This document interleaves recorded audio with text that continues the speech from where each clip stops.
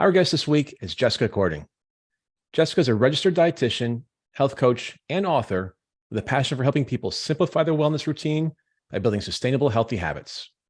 Through her writing, consulting, public speaking, and counseling, she works with individuals, corporations, and the media to help make drama-free, healthy living approachable and enjoyable. She's the author of The Little Book of Game Changers, 50 Healthy Habits for Managing Stress and Anxiety, and her recently released second book, The Farewell Tour, A Caregiver's Guide to Stress Management, Sane Nutrition, and Better Sleep. Jessica also runs the Drama-Free Healthy Living podcast and has recorded guided meditations for Simple Habit. She also has created educational content for CARAVAN Wellness. Cording is part of the mindbodygreen collective and a frequent contributor to various media outlets such as Forbes, Shape, and more.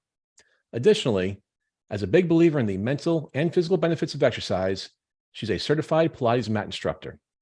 Jess Cording, welcome to Next Steps Forward. Oh, thank you so much for having me. No, thanks for your time. So Jess, you're a registered dietitian, a wellness authority, and an author. Where did your passion for health and wellness come from? I grew up surrounded by sick relatives.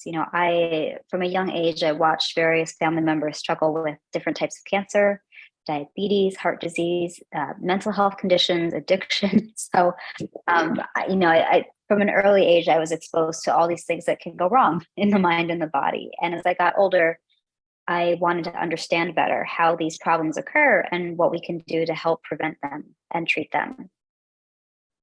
You're also an integrative nutrition health coach.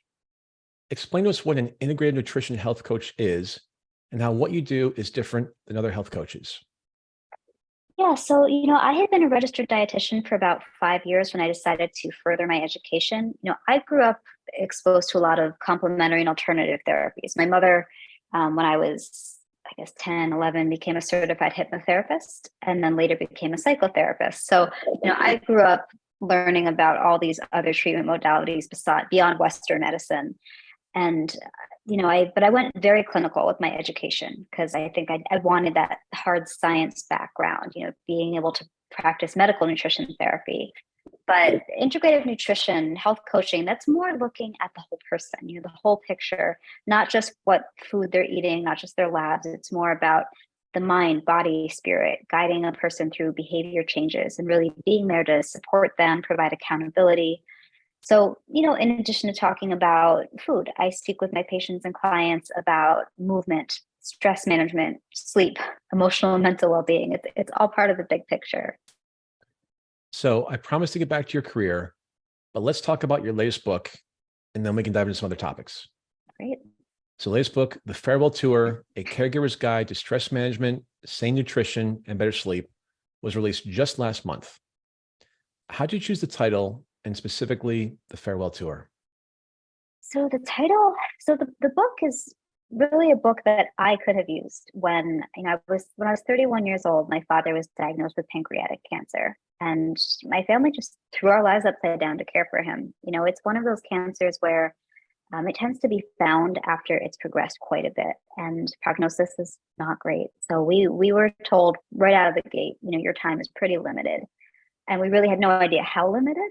So we just went into sprint mode, and I remember looking at the time for different, resources for caregivers, especially young caregivers, because I was, living alone in New York at the time. I had 7 different income streams I was juggling. It was it was a tough time, and I needed to be present for my father, but keep it together. So, I wanted to create a self-care guide for caregivers. But it's, my father had a very irreverent sense of humor. That was one of his best qualities. And when I interviewed people for this book, everyone brought this up about him. But he actually, so I was at his house one day, and he's on the phone, he's unwrapping an ice cream bar as he hangs up, and I saw him chuckle to himself. And he says, once they find out you're dying, everybody wants a piece of you. So we started calling it The Farewell Tour, and it was a working title, but it stuck. So I went with it. Jess, we were talking a few days ago and you said playlists, music playlists specifically, were your family's love language. Would you share that story with us and the playlist that you put together while you were writing The Farewell Tour? Yeah. So, my father he worked in the music industry for um, many decades. And that's actually how my parents met. My mother was a program director at her college radio station. My father was working at, I don't know, I think it was Polydor Records at the time doing promotions. And so he would send her records to play on the air. So growing up, there was always music playing in my house, always things that my father, projects he was working on. And um, he would make playlists for every occasion, every holiday, birthdays, just because. And it was just part of what we did. I mean, I grew up making, first like mixed tapes, mixed CDs. I don't know if anyone remembers those, playlists on different streaming services. And so when I started to work on this book, I knew that I wanted there to be some kind of musical component, and a playlist was the first thing that came to mind.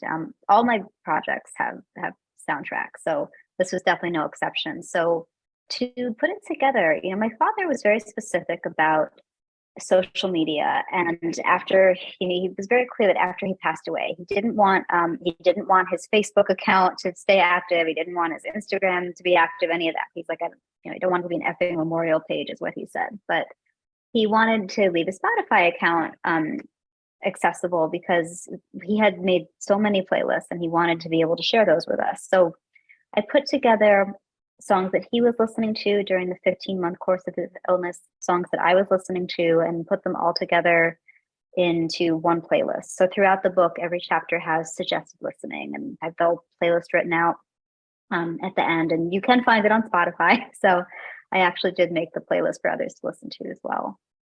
And where's the Spotify? What's the name of the list on Spotify? So I think it's the Farewell Tour book playlist. And Jessica Cording Author is the artist name, or the account name, I believe. Thank you for that. So Jess, you provide lots of nutrition and lifestyle tips for caregivers, which we'll talk about later. But you also interviewed, to your point about your dad's career, a number of musicians and music industry professionals about life on the road.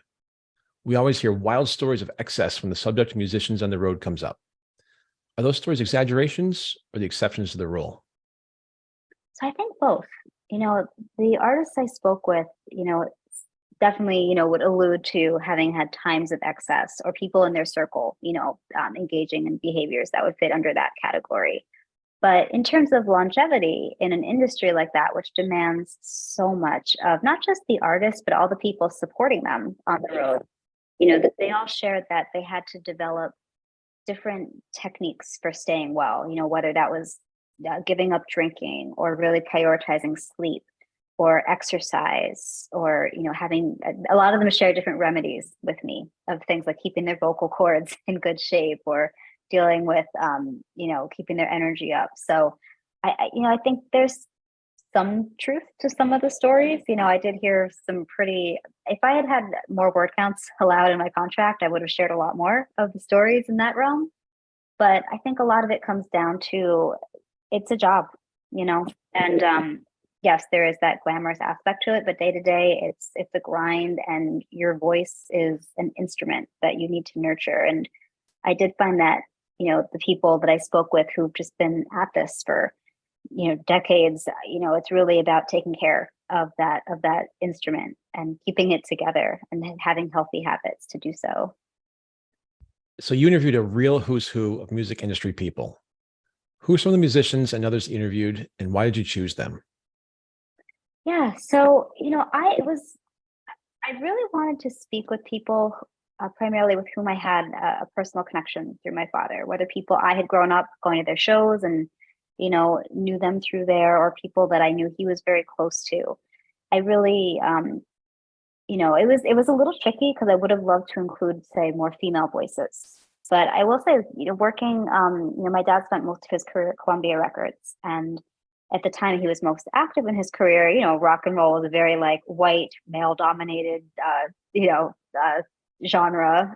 I don't know how much has changed there, but so most of, you will notice that it was a lot of white men of a certain age. I do address that in the introduction, because I'm always keeping an eye towards how I can do better, but I wanted there to be that personal connection. So, some of the people I spoke with that, maybe your listeners know them. I spoke with John Mellencamp, Elvis Costello, Willie Nile, And then as well as, Paul Rappaport is a music industry professional who I mean, he is just a veteran of the industry, one of my father's closest friends through the years. And he was on the road with so many bands, in the 60s, 70s, and really talk about very interesting stories. I'm excited for when his book comes out. But I spoke with DJ Lee, who's a singer and producer whom I've known since I was 16 when his band, he and his bandmates, they had a band called Scratch Track. They used to stay in our basement, when they were passing through town. And I spoke with Billy Keane, an artist who's based out of Massachusetts, and worked very closely with my dad for a time. Who Billy knew James Taylor, someone else my father worked with. And Billy and Willie Nile wrote together. So there's a lot of like cross, a lot of connections, throughout these people, collaborating with each other. I spoke with Sarah Lee Guthrie, whom I was introduced to by Billy Keane, and Sarah actually had the unique experience of touring with her father at times. So it was a really interesting extra level to really hear her experience as well. And what did you learn from the interviews that surprised you the most? It was interesting. I think from growing up around the industry, I think that there were not that many things that I personally found surprising, but I think things that people reading the book who may not be as familiar would find surprising are that, when an artist goes to a show in different cities, very often they're not exploring the city, they're showing up to the venue and doing their sound check and then going back to the hotels and going to the show and getting on the bus and going to the next place. I think something that might surprise others as well is that, a lot of people give up drugs and alcohol because, that it's not really about the party, if you want to be successful in that industry. So I think those were a few things that I think might stand out to people as well, that it's a job. In addition to your 2 books, you do a lot of writing for a variety of publications. Did that come naturally for you? Do you enjoy writing, or do you decide that was something you had to do to reach more people to become more successful? I mean, honestly, sometimes I feel like I became a registered dietitian so I could write. Growing up, it's always been the thing that I do when I should be doing other things. I learned how to write when I was, 7 and just haven't stopped. I used to get in trouble for school for writing when I should have been paying attention. Sorry to my calculus teacher. But, I think I didn't start writing professionally till I was in grad school. I published creative works under pen names and stuff for ages, but I remember having to, went through a breakup right before I started my dietetic internship. And I got the apartment and I had to figure out how to cover the rent, a 1-bedroom in Manhattan. And I was, in school, I was about to be working full time as an intern in the hospital. I was like, well, what can I do to make up this money? And I could write. So I just started pitching editors of so many different publications and saying, do you guys take student work? And most of them said no. But if you said no, but send us your portfolio and some samples and let's see. And they took a chance on me. And that was really how it started. That's awesome. Your latest book refers to, quote, sane nutrition, and it's even in the title. What's your definition of sane nutrition and how the rest of us achieve it? So when I think about sane nutrition, I really think about the basic nutrition that's going to help us feel like a functional human. So the things that I wanted people to get most from the book is that really stabilizing your blood sugar is one of the most important things you can do to support well-being. When our blood sugar is out of balance, we feel less energetic. We experience mood swings. Our stress response is compromised. Our immune response is compromised. That can influence food choices and help us, when our sugar's all over the place, people are more likely to struggle with cravings. So I shared that having a good balance of protein, fat, and fiber spread through the day at meals and snacks is really important. I think that's a really key aspect of sane nutrition. We live in a culture of extremes, and I see them very often in my work, that people hyper focus on what's the latest research, what's the magic food that's going to, have this magic desire to, weight loss or, longevity. And, people are always looking for the hot new thing. And, I've been doing this work for over a decade, and I just find that it really comes back to listening to the body and inner wisdom and supporting clear communication between the gut and the brain. So, I think a lot of it is just having those balanced meals. And, when you talk about Sane Nutrition, something I think that's also really important is making the best choice in that particular situation, letting go of the idea of perfection and just really looking at what's going to help you feel better in that moment. And I come at it from a functional standpoint because that's my training, thinking what's going to help someone feel physically better and function better. But there's also that emotional side too. We can't ignore that. But yeah, balancing your blood sugar through balanced meals, staying hydrated, being careful with alcohol and caffeine. I do get a little bit into things such as supporting gastrointestinal health or gut health, through having adequate fiber, minimal, processed foods, minimal sugars, hydration, movement. But then, I also talk a little bit about foods and habits, lifestyle approaches to managing inflammation, because we do know that that is a core root of many different disease states. So, I think the Sane Nutrition is really about making those balanced choices that's going to help you get through your day and be able to function. And just the opposite of Sane Nutrition, it seems like just about everyone who has wanted to lose weight has tried every fad diet and exercise routine under the sun. Why do those fail us?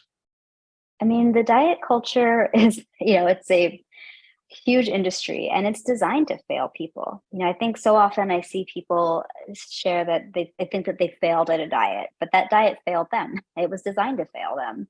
That's how these different companies make their money, because if someone, I think that what happens is a lot of the marketing around these different diets, it plays on people's emotions. It makes them feel that they don't know how to do it. So they need this pill, this supplement, this plan. But somewhere along the way, they don't get that messaging of like, oh, hey, here's how you listen to your body. Here's the basics of nourishing yourself. It doesn't have to be crazy, but the industry thrives on people feeling like they're not doing it right and they can't be trusted. And so that they need to keep turning to this thing or that thing, and that maybe this will be the thing that works this time. And it's usually not. So if they're telling me guaranteed to lose up to 20 pounds in 30 days, a little asterisk next to it and a big disclaimer, I shouldn't believe it. Right. That sounds dangerous. So Jess, you triumphed over a childhood eating disorder, but what you said you struggled to let go of was what you call the family sport of wearing busy like a badge. Why was being busy so integral to your family, and why did it matter to you? That's a great question. I think that there's a few ways to approach it. I mean, I can only speak from my own experience. I think I observed with my father that he was passionate about his work. He just found his way into this field that demanded a lot of him. So I think for him, a lot of that busyness was more just incidental or more just an extension of his work. But I will say my mother's side of the family, there's something else going on there. And that was, I think, what trickled down to me. One thing I will say in my family, we do tend to use staying busy as a means of coping with difficult things. And, I learned really early on that alcohol was not going to be a thing for me, was never interested in drugs, but I could stay busy. And I think for me, when it became a real problem, and I do touch on this briefly in the farewell tour, but I am a survivor of sexual assault. And the thing that really got me through, especially the early, very early days when the PTSD was really debilitating, was, well, I'm somehow going to, get over this and I'm going to get really good grades and get a scholarship and get out of here. Like that was sort of a goal for me. And that really, it carried over into adulthood and just really using productivity as a numbing agent at times. And I think for me, I had to get really honest with myself about that, where people, we live in a culture that really prides and rewards doing a lot, accomplishing a lot. And it's easy to get caught in that cycle. So, that's something I've had to do a lot of work with being, talking to myself about, okay, is this like something you really want to do? Or are you doing this because you want to avoid some uncomfortable emotion? So I think there is definitely, in my experience, a coping mechanism aspect to the busyness. And how long did it take you to recognize you didn't have to always be busy? And then how long did it take you to do something about it? Oh, wow. I think for me, there wasn't one aha moment. And I will say I still come up against it sometimes where I notice like the impulse is there. And, I think it really, if I'm being honest, it wasn't until I moved out of New York City that I started being able to like slow down a little bit and catch myself more. But I think, yes, I think there's always going to be some element there of, just recognizing that that's in my nature, that that's something that I have to be mindful of. So, things that help me were just acknowledging, like, okay, like we know that this is a thing that you are likely to do. Like, might it serve you better instead of trying to accomplish all these different tasks while you're homesick from work? Maybe you'd be better served by lying down. AirPods are not always our best friends. Oh, I hate them so much. They don't fit. When you don't have hair like I do, it's not an issue for us. So, that's Right. the problem. What does your wellness routine look like? And why does that work for you? I mean, I think that our wellness routines, they evolve as we evolve, I mean, I'm in a season of my life where it's really about simplicity and just focusing on just nourishing the mind and the body and reducing stress. I just came off of a time where had a lot of external stressors. So it's been a lot about moving my body in ways to support strength and flexibility and mobility, but not burning out. You know, I will say one tool I found very useful is just doing a little bit of like meal planning and meal prep. I usually will plan meals for the plan dinners for the week, usually like on a Thursday, and then I know what to shop for on Friday. Maybe spend hour or two on the weekend preparing a few things.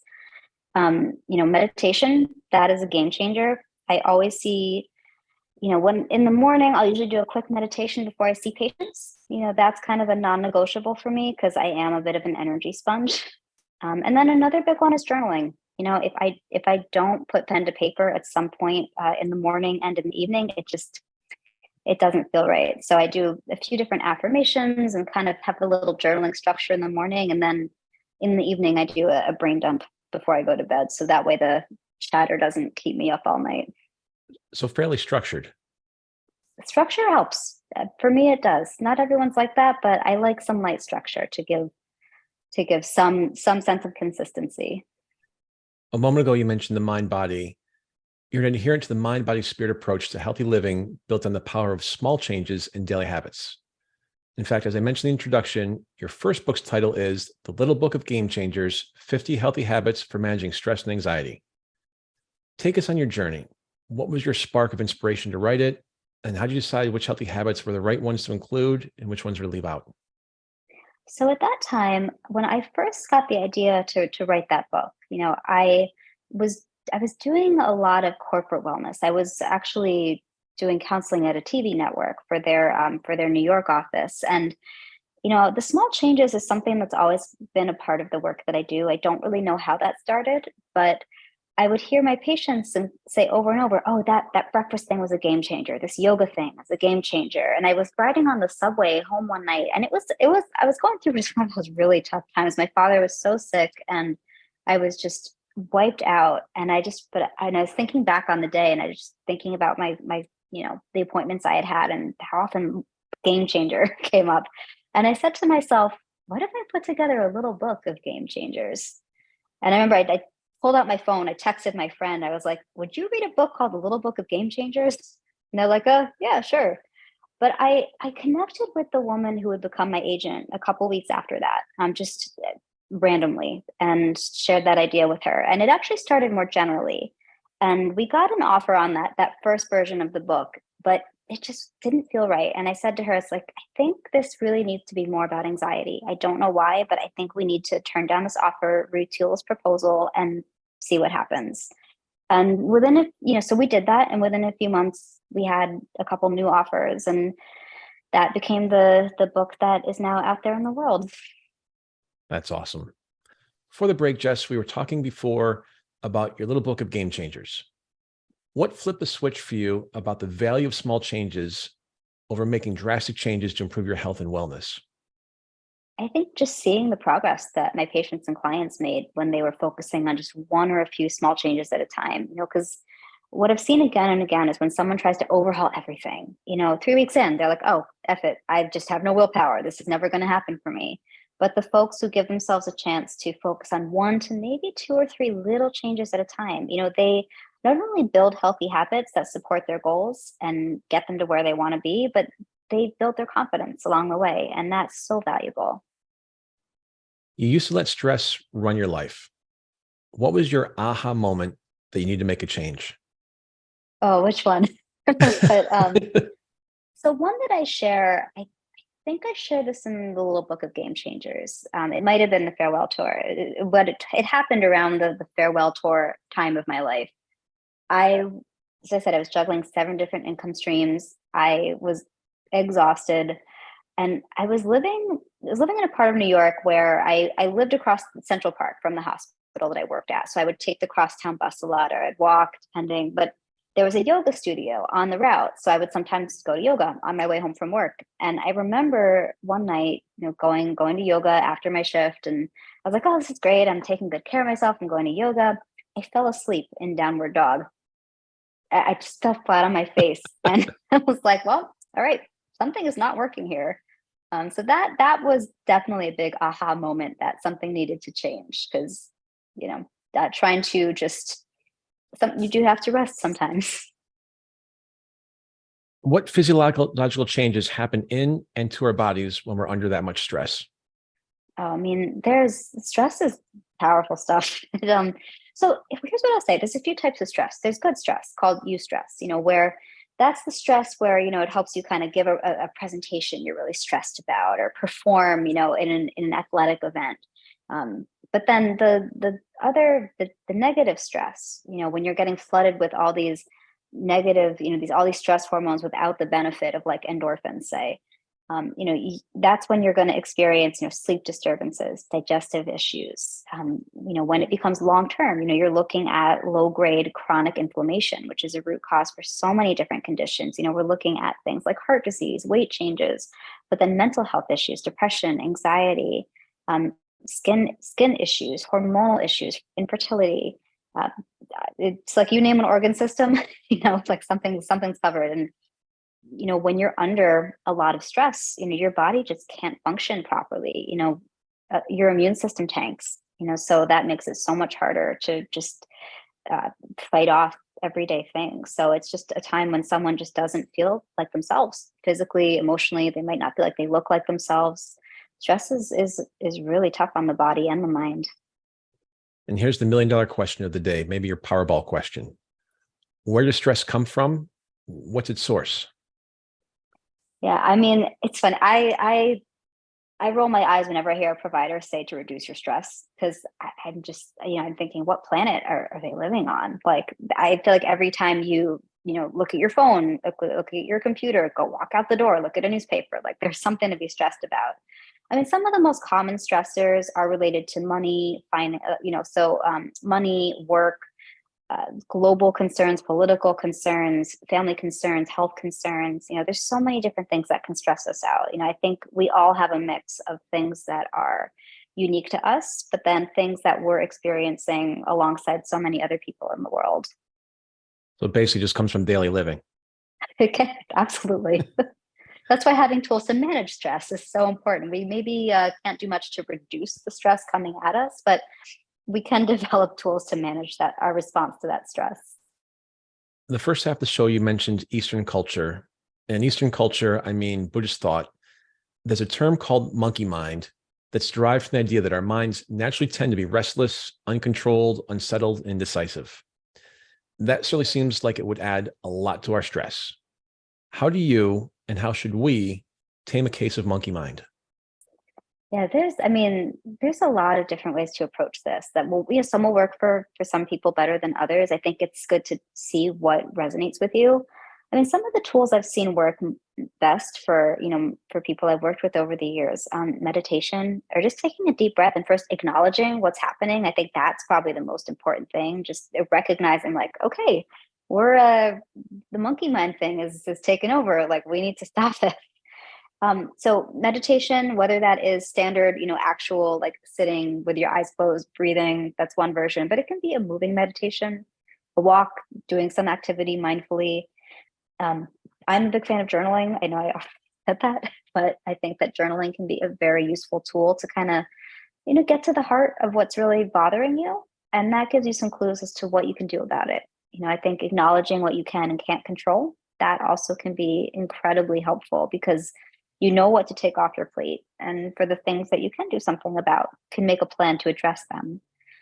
But I exercise. I think is a great way to kind of get out of a funk if your brain starts going places that you're like, we don't. This is not helpful right now. And that could be formal exercise. That could be literally just standing up and shaking and moving around. There's so many different versions. Even just things that can put your energy in a better direction. I have a patient, she likes to look at funny cat videos to, raise her vibration. Other people might use aromatherapy. There's so many different tools, but I think the most important step is to first recognize that that's happening and acknowledge it. You've mentioned journaling a couple of times, which obviously you're an author as well. So that I guess is fairly natural for you, but I'm amazed the number of articles I've seen over the last, I'll say 6 or 12 months about journaling and how important it is for your mental health to really just let that be sort of your, I'll say therapist for lack of a better word, because it's between you, your pen and your notebook. And it's just you getting it out there and nobody else is going to see it, but just to kind of actually use it as a release point for you in terms of what you're thinking, the things you're feeling, what's bothering you, what you're happy about. And so I just appreciate you raising it a couple of times because it is something conceptually so simple, yet so few of us do it. So simple and really low cost too. It is.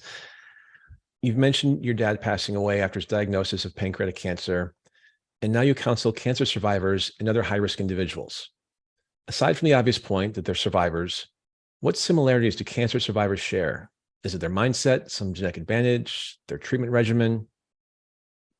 So anybody who is diagnosed with cancer is called a survivor from day one. It's, but I think what's really important, no matter where someone is at on that journey, is, obviously mindset plays a big role. Our thoughts have a lot to do with our actions, our emotions, just your experience, your quality of life. So I think dealing with your emotions in a way that works for you. I think another important thing I think is asking for and accepting help. I know a lot of people struggle with that, but really having, a support network can make a really big difference. Something that I see come up a lot in my work in this area is food fears. The cancer community, the internet is the Wild West of health information. And I do spend a lot of time doing education on evidence-based recommendations for what to eat, what not to eat, and I think it's something that I think is really important to know is that it's really about following an 85-15 approach to healthy eating, especially when we're looking at risk reduction. I'm very careful not to ever say that any one food or style of eating can prevent or cure cancer, because we can't say that. Someone could be doing everything right and they can still get cancer, and that's not fair, but that just happens. And I think that we have a lot of data on things that can play a supporting role in risk reduction and feeling better. But an overall healthy diet, it's really about overall patterns. Day to day, there can be room for little indulgences or treats that help you feel like you're living your life. Because when you take away all of the things that bring you pleasure, that can really degrade quality of life and make it harder to stay on track with overall healthy eating habits in the first place. So that's something that I think is really important to be mindful of, that you don't have to give up all the things that bring you pleasure and just nibble on kale and quinoa all day. There is a balance, Thank God. So you've made the point that there's a lot of noise that distracts people from how they feel or should feel about their bodies, and that causes them to overthink what they should be doing to improve their health. How do we quiet that noise and listen to the right voices? Yeah, I think There's so many ways this can show up for somebody. We were talking earlier about chronic dieting. That's an example of, when someone doesn't trust their own body to tell them what feels good. And I think it can be that simple. And I don't mean to say that it is easy if this is something that's new to you and you've been, out of touch with your body your entire adult life, right? But I think just starting to get curious and pay attention to what foods and beverages make you feel great, what makes you feel really crummy. I think, and it's interesting because we live in an age where there's so much information available for free on the internet, or there's all these different apps and coaches and the coaching culture. I could say a ton about that, but I won't. And I think sometimes with all the social media, like the expert voices sometimes get lost or drowned out. And what's, the stuff that's extreme or very, soundbite words, like that's what tends to stand out a lot to people, or, there's still the desire for the quick fix. But if you're someone who is struggling with finding a, healthy balance with your eating, and you feel like your relationship with food is not in a good place, there are licensed professionals like registered dietitians, psychotherapists, who can help you really, learn what to eat to support your unique health goals and support you in your mental work along the way. And I think that it's important to, seek help, ask for help, accept help. And yes, I mean, sometimes these services are more expensive upfront than, say, like a supplement or a diet plan you download. But the thing is, they're designed, it's not like you're designed to have 30 days of a program and then, good luck. When you're working with a registered dietitian or a therapist, who maybe specializes in food and different relationships with food, eating disorders potentially, and there's many different types of eating disorders. I think that it's an investment in your future, and that, that period of time where you might be working with that professional, you're setting yourself up for a lifetime of knowing how to take care of yourself. So if you are someone who struggles and you feel like you can't do it on your own, you don't have to. There are licensed professionals who can help you. So what you're saying is we're not alone. There is somebody Exactly. reach out. As I look at your approach to health and wellness, and sorry if you hear my dog, Zeke just came in and found a squeaky toy, so I'm not sure if that's being picked up. One of the joys of doing this from the home office. So I looked at your approach to health and wellness. It comes down to a couple of threes. The first three are in your approach: mind, body, and spirit. And the second three I see are nutrition, exercise, and sleep.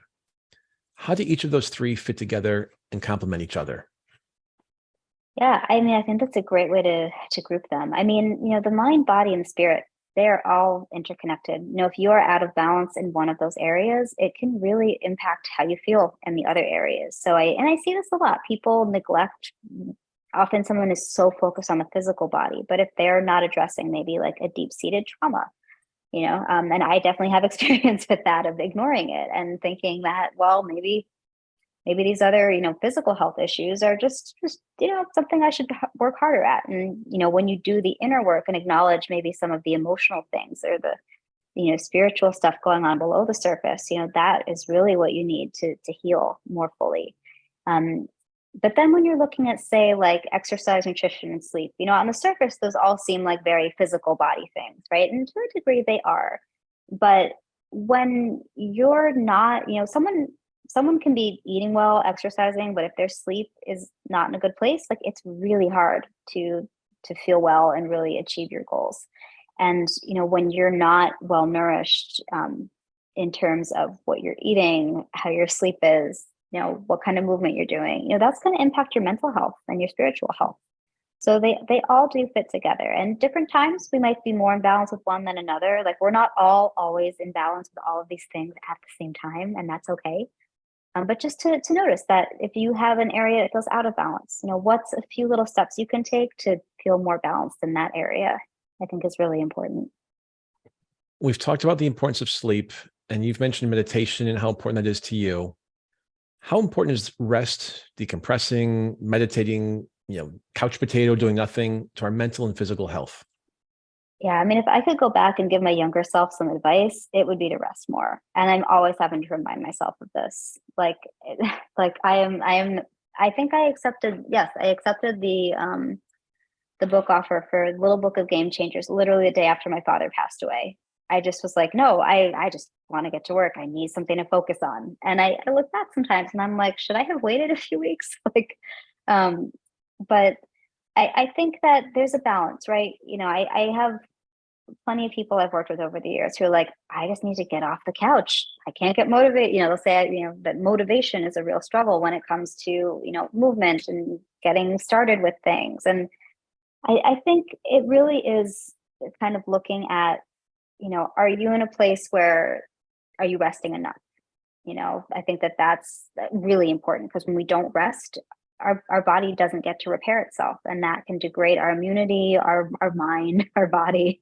It's not a good thing to never rest. But that said, if somebody is not really doing anything to challenge themselves, or they're not making efforts to take care of themselves, that can also have negative effects. But I think, but to answer your question, is decompression important? Should that be something we're prioritizing? Absolutely. I'm happy to see that it's talked about more than I feel like it was maybe, 5-10 years ago. And I know my generation, the girl boss era where it's all about, the many side hustles and all that stuff. And like, I still sometimes feel like I'm coming down from like the entrepreneur hamster wheel, just the number that will do on your mental and physical body. The conversation about rest and decompression, it's an important one. So I think that, yes, like if whatever works for you to help you kind of get out of your head, rest your mind, rest your body is also a very important part of overall well-being, just as much as eating well and exercising. A lot of folks, myself included, got used to working from home during the pandemic and having a lot of extra time to exercise and just relax more. What advice do you have for us now that more of us are back in the workplace, back on the road traveling, including long daily commutes, and just back to the old grind in the rat race? Yeah, small habits, little tweaks. Something I talk a lot about with people is just simplifying breakfast, lunch, coming up with a routine that's realistic for their new lifestyle.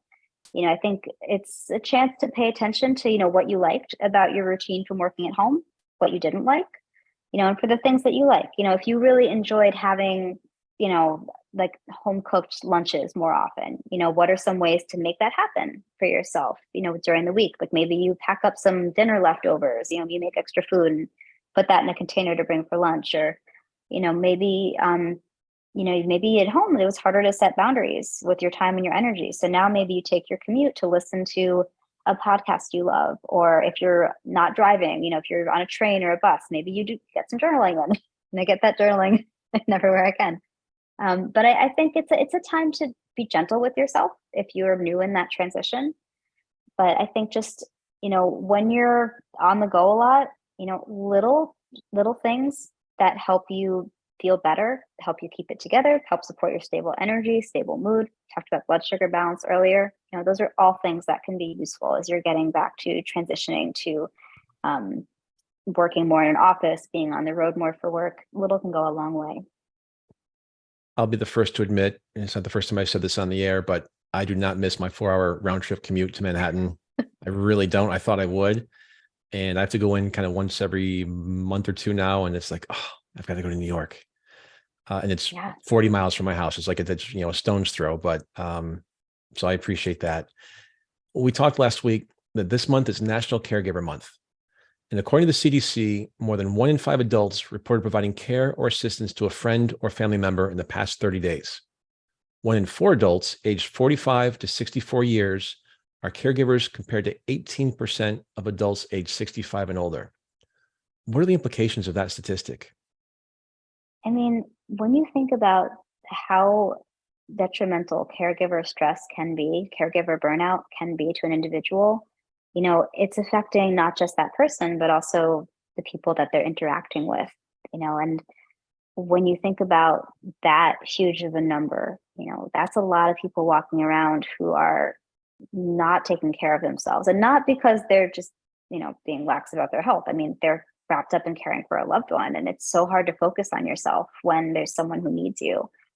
Something I always say though, and this might, and I don't mean this as like an empty phrase, but it's so important to internalize that self-care is not selfish.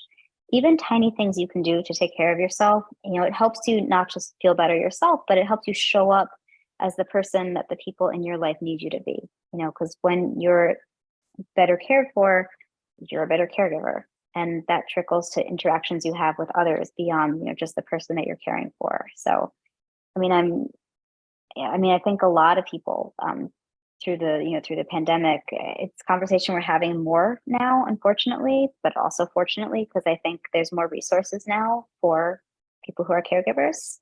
But yeah, it's if you're dealing with caregiver stress, it's not just about you. It can trickle into other parts of your life and affect others as well. So we need to take care of each other and ourselves. And is there a tipping point where a caregiver should just throw in the towel and say, I can't do this, or I need someone else to step in and help me do this? I don't think it's ever too soon to ask for help. I really don't. I think, again, if I could go back in time, I would have definitely made myself ask for help in certain areas where I just, we can't do it all ourselves. And some people will notice in different ways. For myself, sleep was the big issue, the self-care issue I struggled with the most. And I think because I was trying to do too much, but also I wasn't really giving myself any space to process all the feelings I was having. But I think also for caregivers who are caring not just for maybe like an ailing parent or a friend, but maybe they're also caring for children. Are there things that you can ask friends or relatives to help you with? Is there the option to hire help to kind of take a little bit off your plate? And that answer is going to be different for everyone. But, I would say if you have some kind of aha moment or breaking point, you've probably been there for a while or you need help. So it's never too soon, but it's also never too late. I mentioned earlier that you're also a podcaster. When did you start, and what's the name of your podcast? Yeah, so I started the Drama-Free Healthy Living podcast in 2019. It launched, which used to not be a long time ago. But that's something that you can find on anywhere you listen to podcasts. Drama-Free Healthy Living with Jess Cording. So you'll find a lot of interview episodes as well as different solo episodes. Just sharing different tools, tips, tricks, and just conversations with different people from the wellness world. And you also have terrific information on your website. How do people find you there? Yeah, so you can find me at jessicacordingnutrition.com. And how can they find your books?